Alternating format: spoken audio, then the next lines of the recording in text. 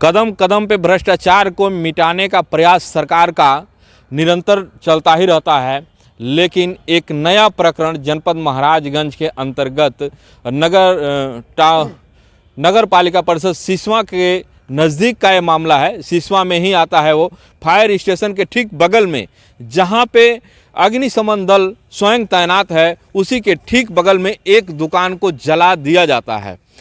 शिकायतकर्ता का ये कहना है कि फायर ब्रिगेड में काम करने वाले एक सिपाही जितेंद्र राठौर के द्वारा इस घटना को अंजाम दिया जाता है। मैं शिकायतकर्ता के पास लेकर के चलता हूं आप लोगों को, देखते हैं इनका प्रकरण क्या है, कैसे कैसे इनकी दुकान जली। क्या नाम है महोदय आपका? बबलू। बबलू, पूरा नाम बताइए। बबलू लक्ष्मण, पिताजी का नाम लक्ष्मण है। कहाँ के रहने वाले हैं आप? रामपुर गोना मेरा घर है, खद्दा खुशीनगर। अच्छा, कहाँ आपकी दुकान है, कैसे कैसे आपकी दुकान में आग लगी? आपका जो प्रार्थना पत्र है उसी यही बता रहा है। फायर ब्रिगेड के बगल में मेरी दुकान है जी। तो उसके पहले 2-3 बार हमसे सामान मांगा था। वो कौन मांगा था? जितेंद्र राठौर। जितेंद्र राठौर? जी जी। कांस्टेबल हैं? जी हाँ, कांस्टेबल है। जितेंद्र राठौर, शिकायतकर्ता के द्वारा बताया जा रहा है जितेंद्र राठौर कांस्टेबल हैं, फायर ब्रिगेड में ही काम करते हैं। और कितने दिन से तैनात हैं वो यहाँ पे? लगभग 6 महीने हो गया। 6 महीना हो गया।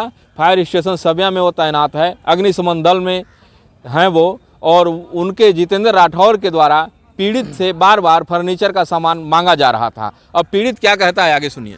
सर उसको उसके बाद वो 6 महीने पहले कोई भी बात नहीं था। जब से आया था तब से हमको प्रताड़ित कर रहे हैं। वो धमकी दिए थे, कम से कम 1 महीने से धमकी दे रहे थे। अच्छा। 2 तारीख को हमने 100 नंबर सूचना दिया। क्या धमकी दिए थे आपको? क्या प्रताड़ना कर रहा है? धमकी दिए थे, तुमको यहाँ से उजाड़ देंगे, तुमको यहाँ से भेजेंगे, तुम जाकर राम राम जाकर जपोगे तुम।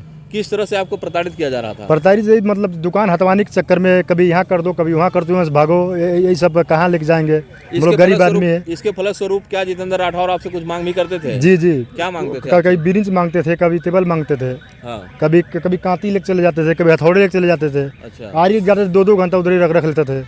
नहीं, फिर नहीं देते थे, फिर उसके लिए हम लोग प्रताड़ित हो गए थे फिर। अच्छा। उसके बोलने के कारण बोलना कि रहा तो रहो ना, तुमको यहाँ हटा देंगे। अच्छा। बहुत जल्दी हटा देंगे, तुम जाकर राम राम जपोगे। जी।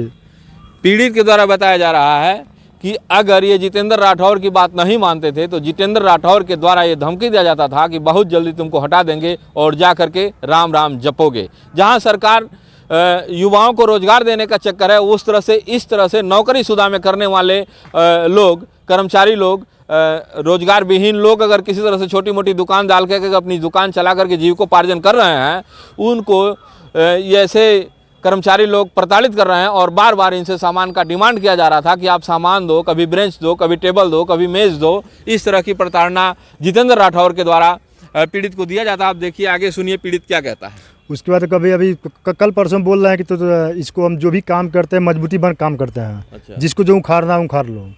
हाँ, हमें अपने मजबूती बना कर काम करते हैं हम। तो कैसे आपकी दुकान में आग लगा? अब हम घर पे गए थे खाना खाने के लिए। हाँ। खाना खाएगा तो ये लोग मतलब उन्हीं को, जो कांस्टेबल है मौके जो जिसकी दीप्ति था, वही इसको बुटा कर हमारे पास सूचना दिया कि आओ तुम अपना दुकान दे। धमकी तो ही दिया था हमको। तो उस आग लगने से और जितेंद्र राठौर का क्या संबंध है कि क्यों जितेंद्र राठौर आपकी दुकान में आग लगाएंगे? संबंध कुछ नहीं, खाली उनको बस सामान नहीं देने का मतलब दिक्कत है कि हम सामान नहीं उनको दे रहे हैं। पीड़ित के द्वारा ये बताया जा रहा है कि जब ये सामान जितेंद्र राठौर को मुहैया नहीं करा पाए तो जितेंद्र राठौर के द्वारा पीड़ित का कहना है कि इनके दुकान में आग लगा दिया गया। और आग बुझाने वाले उसी अग्निशमन दल के स्टाफ लोगों ने आग बुझा करके और पीड़ित बबलू को फ़ोन किए कि तुम्हारे दुकान में आग लग गया है। बार बार ऐसे कर्मचारियों से पीड़ित बबलू दर बदर भटक रहा है। आज ये एप्लीकेशन पुलिस अधीक्षक के नाम से लिख करके ये भटक रहे हैं। कार्रवाई क्या हुई अब आगे जानते हैं इनसे।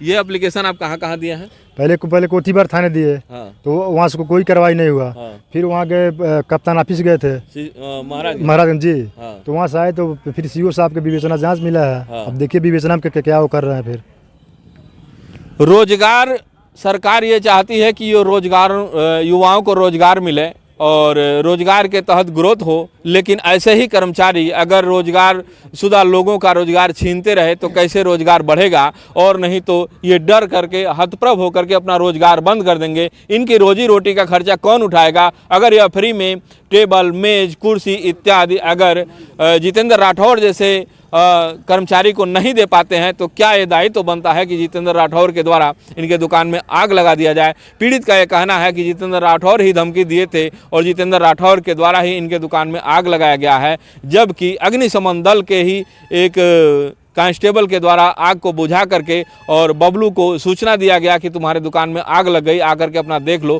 कितने का क्षति हुई होगी? लगभग 17 मशीन मेरी जरी है जी। 17 मशीन। उसके बाद 7,000 के हमने फोम कपड़ा लाए थे हाँ।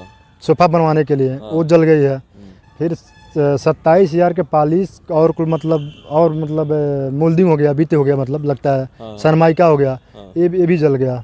कितने का लगभग पूरे कितने का? लगभग 2.5 लाख से ऊपर सामान जरा है। लगभग 2.5 लाख की सामान का नुकसान मतलब आग के द्वारा हो गया है। अब पीड़ित 4 तारीख की घटना है, अपना प्रार्थना पत्र लेकर के कोठी भार थाने से लेकर के कप्तान ऑफिस से चक्कर काट रहा है। विवेचना सीओ को मिली है। देखिए प्रकरण में क्या सीओ महोदय के द्वारा किया जाता है और क्या राहत पीड़ित को पहुंचाया जाता है। इस तरह से अगर कर्मचारी भ्रष्ट होते चले जाएंगे, किसी को धमकी देते चले जाएंगे, तो ये शहंशाही कब तक चलेगी? यह प्रजातंत्र कब तक चलेगा? यह प्रजातंत्र खतरे में आ जाएगा। अब कानून ऐसे महत्वाकांक्षी और मनबढ़ंत अधिकारियों के ऊपर शिकंजा कसता है या फिर ऐसे पीड़ित दर बदर भटक रहा है।